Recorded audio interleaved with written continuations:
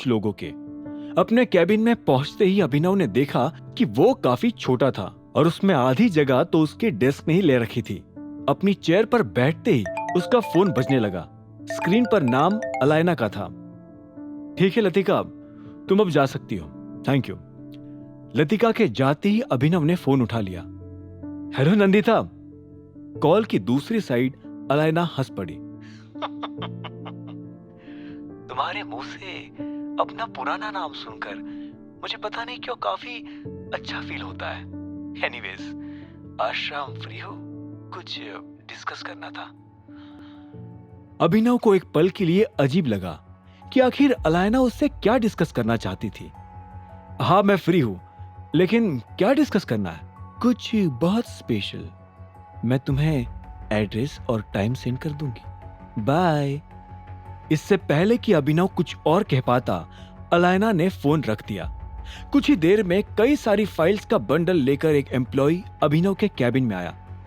Sir, ये company की सारी रिपोर्ट्स, कुछ मिसिंग लगे तो इन्फॉर्म कर दीजिएगा, चलता हूं। अभिनव ने सिर हिलाया और उन फाइल्स को एक एक करके देखने लगा।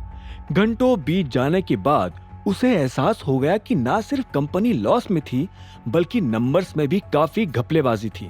अभिनव ने डेस्क पर रखे टेलीफोन से सीधा अकाउंटेंट को लाइन पर लिया। मेरे कैबिन में आओ, इमीडिएटली। कुछ ही मिनटों में अभिनव के कैबिन का दरवाजा बजा और एक लड़की अंदर आ गई। Hello sir, myself Myra. एक लड़की मुस्कुराते हुए आई। तुम हो अकाउंट से? अभिनव ने पूछा। नो, मैं ह्यूमन रिसोर्स से हूं, आपसे कुछ डिस्कस करना था। इसी वक्त मायरा के पीछे दरवाजे पर एक आदमी आकर खड़ा हो गया। Sir, my self Jatin, account office से। दरवाजे पर खड़े उस सूट पहने आदमी ने अपना इंट्रोडक्शन दिया। अच्छा, तो तुम हो जतिन, कम इन। जतिन गेट लगाकर कैबिन के अंदर आ गया। उसे मैनेजर के कैबिन में देखकर मायरा समझ गई थी कि आज उसकी परेड निकलने वाली थी। डेस्क के उस तरफ बैठे अभिनव ने पहले उसके पूरे सूट को देखा और फिर हाथ में पहनी महंगी घड़ी को। नाइस वॉच, पर ये टाइम नहीं दिखाती क्या? सॉरी सर, मैं कुछ समझा नहीं।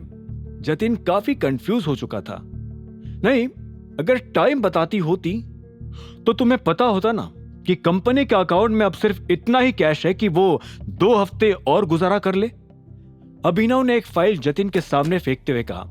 नहीं सर, वो मैनेज हो जाएगा। जतिन की धड़कन तेज हो चुकी थी। उसने देखा कि अभिनव के पास वो फाइल्स भी पहुंच चुकी थी जो कि नहीं पहुंचनी चाहिए थी। अच्छा, कैसे होगा मैनेज? 5 करोड़ का माल बिका है, जिसमें से सिर्फ 1 करोड़ रुपए अभी तक आ पाए। बाकी के 4 करोड़ तुम अपनी जेब से देने वाले हो क्या? अभिनव अपनी चेयर से खड़ा हो गया। मायरा भी उसकी ऊंची आवाज सुनकर 2 कदम पीछे हो गई। सर प्लीज काम डाउन, आप कुछ गलत समझ। जतिन उसे समझाने लगा, लेकिन अभिनव ने उसकी एक नहीं सुनी। Shut up, you are fired Jatin. Sir please fire मत करो सर, प्लीज। जतिन हाथ जोड़कर गिड़गिड़ाने लगा था, पर अभिनव ने उस पर जरा भी रहम नहीं खाया। गेट आउट राइट नाउ, नहीं तो मैं गार्ड्स को कॉल कर दूंगा। अभिनव की फटकार सुनते ही सिसकते हुए जतिन ऑफिस से बाहर जाने लगा। अभिनव को थोड़ा बुरा भी लग रहा था, लेकिन फिर उसे एहसास हुआ कि इतने बड़े बिजनेस एम्पायर को चलाने के लिए टाइगर जैसा गरजना ही पड़ता है। कुछ सेकंड सोचने के बाद अभिनव की नजर मायरा पर पड़ी, जो एक कोने में सिमटी हुई खड़ी थी। मायरा, राइट? मुझे एक सेक्रेटरी की जरूरत है, और अब साथ ही एक अकाउंटेंट की पोजीशन भी खाली है। दोनों के लिए ओपनिंग्स डाल दो और इंटरव्यू की प्रोसेस भी स्टार्ट कर दो। ओके? Sure sir. मायरा ने तुरंत ही अलर्ट होकर जवाब दिया।